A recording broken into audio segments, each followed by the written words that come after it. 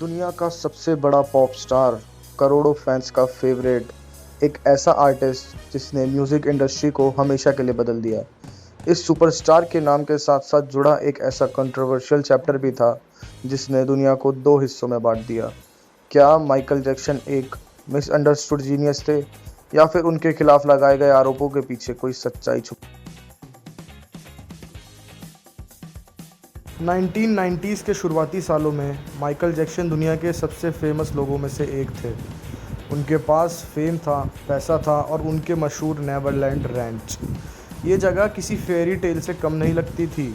Amusement rides, zoo, animals और बच्चों के लिए कई अट्रैक्शंस। माइकल अक्सर कहते थे उनका बचपन मुश्किलों में गुजरा था और वो बच्चों के साथ वक्त बिताकर अपना खोया हुआ बचपन महसूस करते थे। लेकिन धीरे धीरे माइकल पर लोगों ने सवाल उठाने शुरू कर दिए थे। कुछ क्रिटिक्स का कहना था कि बच्चों के साथ उनकी अनयूजुअल क्लोजनेस कंसर्न का विषय थी।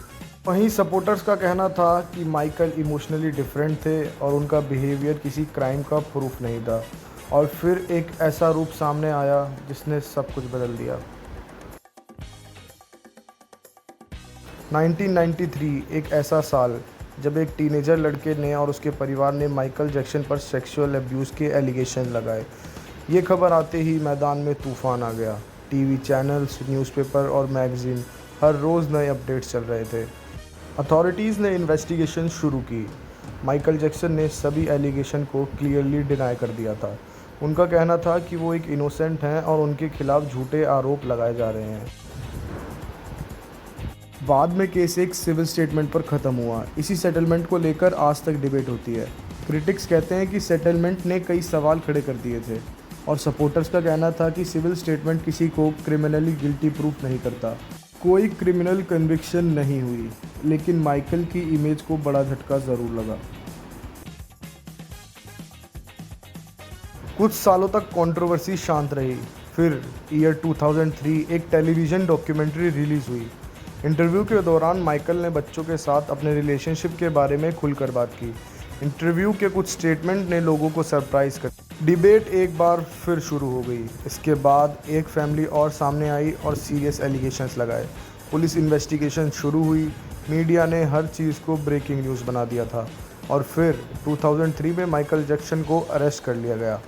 अब पूरी दुनिया की नज़रें एक ऐसे ट्रायल पर टिकी थी जो हिस्ट्री के सबसे फेमस सेलिब्रिटी ट्रायल में से एक बनने वाला था।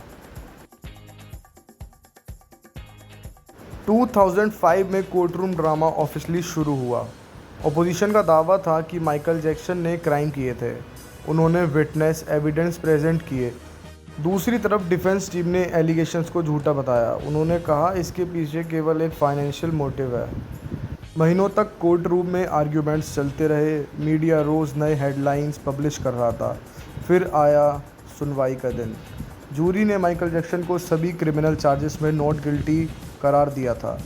लेकिन क्रिटिक्स ने कहा कि ये कंट्रोवर्सी यहीं ख़त्म नहीं होती और वही ये डिबेट आज तक चलती जा रही है। आज माइकल जैक्सन का नाम सुनते ही दो तस्वीरें सामने आती हैं। एक लेजेंडरी आर्टिस्ट की जिसने म्यूज़िक और डांस की दुनिया को रीडिफाइन कर दिया। दूसरी एलिगेशन, कंट्रोवर्सी, अनआंसर्ड क्वेश्चंस की। सच क्या है? इस सवाल का जवाब हर इंसान अलग तरीके से देता है। ये फैक्ट है कि 2005 में कोर्ट ने उन्हें सभी क्राइम्स में नॉट गिल्टी पाया और दूसरा फैक्ट ये है कि कंट्रोवर्सी आज भी उनकी लेगेसी का हिस्सा बनी हुई है।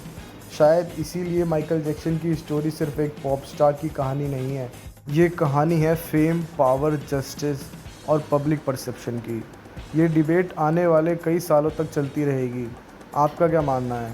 कमेंट सेक्शन में अपना ओपिनियन ज़रूर शेयर कीजिए और अगर आपको ऐसी डॉक्यूमेंट्रीज़ देखना पसंद है तो चैनल को सब्सक्राइब करना ना भूलें।